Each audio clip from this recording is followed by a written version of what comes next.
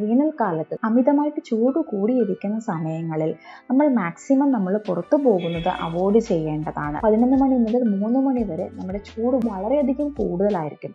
അതുകൊണ്ട് തന്നെ മാക്സിമം ആ ഒരു സമയങ്ങളിൽ നമ്മൾ പുറത്തു പോകുന്നത് മാക്സിമം ഒഴിവാക്കേണ്ടതാണ്. പുറത്തു പോകുമ്പോൾ നമ്മളൊരു ഷോളോ അല്ലെങ്കിൽ ഒരു കുടയോ നമ്മൾ കരുതേണ്ടതാണ്. അതുപോലെ തന്നെ സൺഗ്ലാസും നമ്മൾ യൂസ് ചെയ്യേണ്ടതാണ്.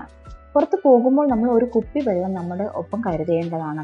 പോകുന്ന സമയങ്ങളിൽ നമ്മൾ അരമണിക്കൂർ കൂടുതൽ നമ്മൾ ഡയറക്റ്റ് ആയിട്ട് സൺലൈറ്റ് നമുക്ക് ഏൽക്കാതെ നമ്മൾ നോക്കേണ്ടതാണ്. എന്തെങ്കിലും ഒരു ക്ഷീണമോ തളർച്ചയോ തലകറക്കമോ ഒക്കെ അനുഭവപ്പെടുകയാണെങ്കിൽ അപ്പോൾ തന്നെ നമ്മൾ തണലത്ത് പോയി റെസ്റ്റ് എടുത്ത് കുറച്ച് വെള്ളം നമ്മൾ കുടിക്കേണ്ടതാണ്.